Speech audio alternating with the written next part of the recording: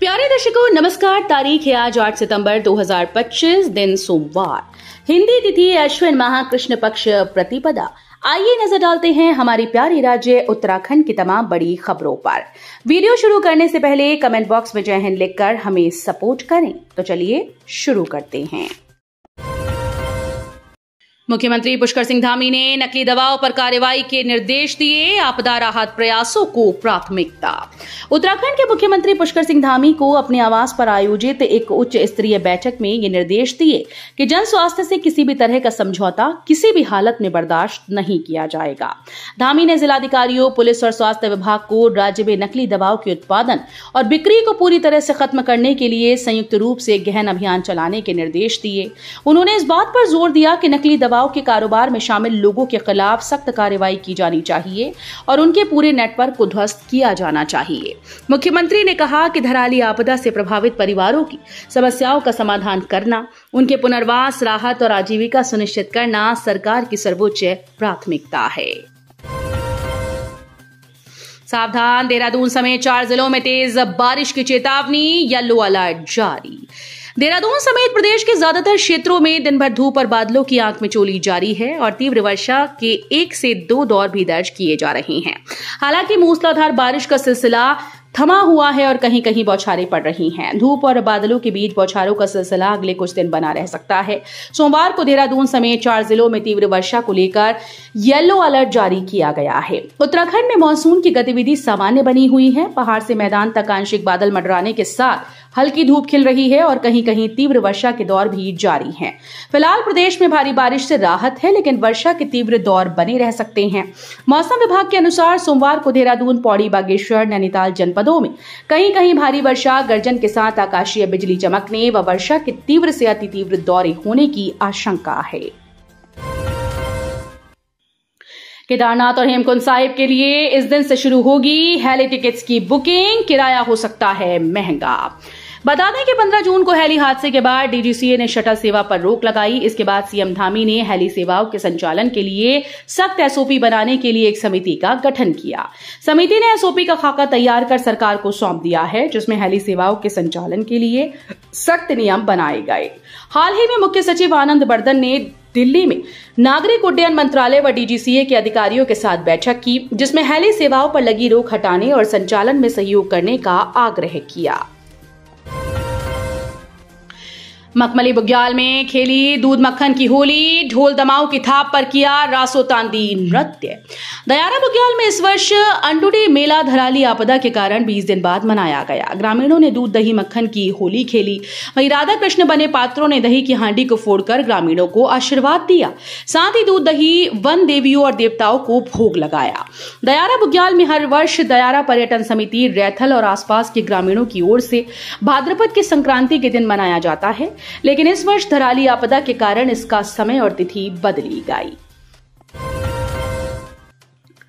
पूर्व कुलपति से 1.47 करोड़ रुपए की ठगी में दिल्ली से 2 और गिरफ्तार, कई लोगों को बनाया शिकार।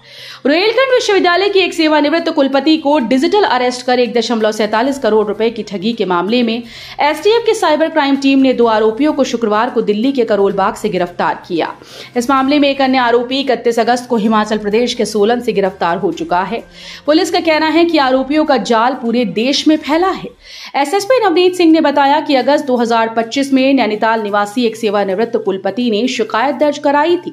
आरोपियों ने खुद को महाराष्ट्र साइबर क्राइम विभाग का अधिकारी बताकर पीड़िता को धमकाया था। उन्हें डराया कि उनके नाम पर खुले एक बैंक खाते में मनी लॉन्ड्रिंग के 60 करोड़ रुपए का लेन देन हुआ है। बारिश से कमजोर हुई पहाड़ की भू आकृतियां, शुरू हुए भूधसाव, इन जिलों में बढ़ी चिंता। प्रदेश में इस साल भारी बारिश से पहाड़ की भू आकृतियां कमजोर हो गईं। इस कारण चमोली के नंदानगर से लेकर टिहरी, रुद्रप्रयाग समेत कई शहरों, कस्बों, गांवों में भूधसाव ने चिंता बढ़ा दी।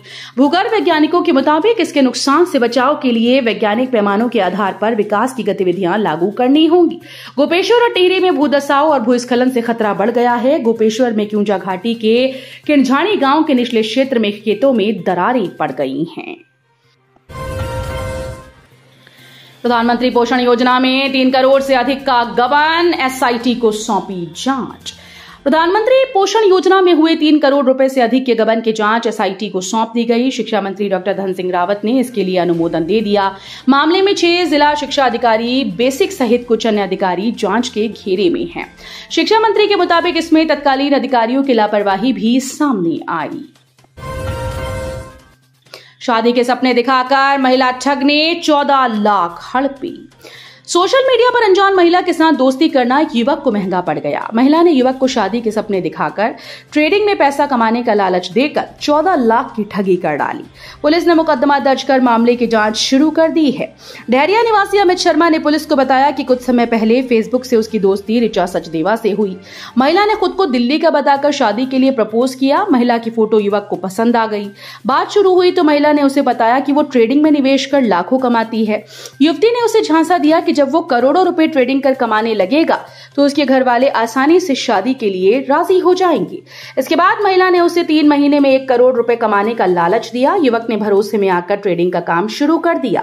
शुरुआत 25,000 से हुई और फिर 12 किस्तों में 14 लाख रुपए से अधिक इन्वेस्ट कर दिए।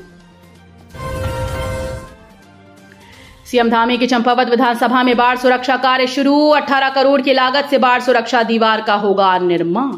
उत्तराखंड के मुख्यमंत्री पुष्कर सिंह धामी की चंपावत विधानसभा के टनकपुर में जिला प्रशासन की ओर से बाढ़ सुरक्षा कार्य शुरू कर दिए गए। जिलाधिकारी मनीष कुमार के अनुसार लगभग 18 करोड़ की लागत से बाढ़ सुरक्षा दीवार का निर्माण कराया जाएगा। 3 ट्रैक पर मिलेगा आस्था और संस्कृति का रोमांच। सितंबर से मार्च के बीच चलेगा अभियान। उत्तराखंड के 3 ट्रैक पर पर्यटन विभाग आस्था और संस्कृति का रोमांच महसूस कराएगा। इसके लिए इस माह से लेकर अगले साल मार्च तक ट्रैकिंग का अभियान चलाया जाएगा। विभाग ने शीतकाल में पर्यटकों का आवागमन बढ़ाने के लिए वर्ष 2025-26 के लिए 3 प्रमुख ट्रैक को ट्रैक ऑफ द ईयर घोषित किया है।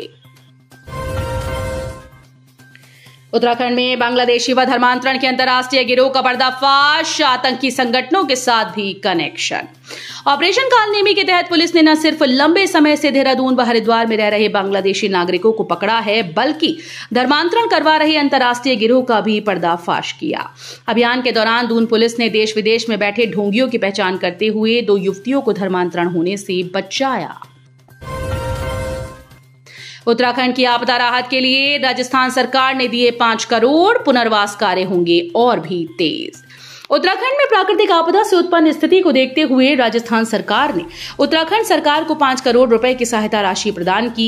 ये सहायता राशि राज्य के आपदा प्रभावित क्षेत्रों में तात्कालिक राहत और पुनर्वास कार्यों में उपयोग की जाएगी।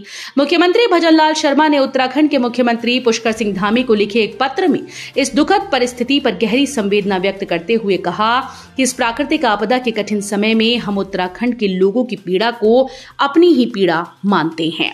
मुख्यमंत्री ने यह भी कहा कि राजस्थान के निवासी इस संकट की घड़ी में उत्तराखंड के भाइयों बहनों के साथ कंधे से कंधा मिलाकर खड़े हैं। उन्होंने ये विश्वास भी जताया कि पुष्कर सिंह धामी के नेतृत्व में पुनर्वास और पुनर्निर्माण कार्य शीघ्र पूर्ण होंगे। बागेश्वर में दर्दनाक हादसा। लेंटर डालने का काम कर रहे मजदूर को यूं खींच ले गई मौत। गांव में पसरा मातम। उत्तराखंड के बागेश्वर में विद्युत लाइन की चपेट में आने से रविवार को एक श्रमिक की दर्दनाक मौत हो गई। प्राप्त जानकारी के अनुसार बागेश्वर तहसील के मंडासेरा गांव के तोक भनार में आज सुबह जगदीश प्रसाद के मकान में लेंटर डालने का कार्य किया जा रहा था। इसी गांव का निवासी सुंदरराम इस मकान में मजदूरी का कार्य कर रहा था। बताया जा रहा है कि लोहे की सीढ़ी को छत में ले जाते समय सीढ़ी विद्युत लाइन को छू गई, जिससे सुंदरराम बुरी तरह से घायल हो गया। उसे तत्काल जिला अस्पताल पहुंचाया गया, जहां चिकित्सकों ने उसे मृत घोषित कर दिया। इस घटना से पूरे गांव में मातम पसर गया। तो ये थी उत्तराखंड की बड़ी खबरें। हम मिलेंगे अगले बुलेटिन में, तब तक के लिए धन्यवाद।